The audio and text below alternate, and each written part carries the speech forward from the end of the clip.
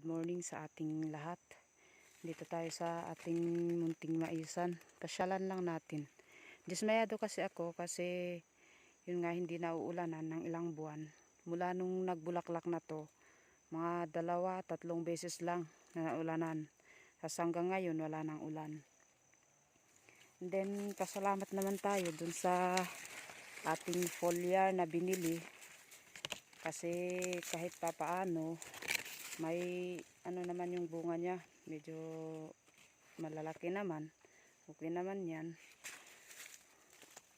Syempre nga hindi na ulanan, pero kung naulanan yan mas ano pa siguro, lalaki pa ang mga to.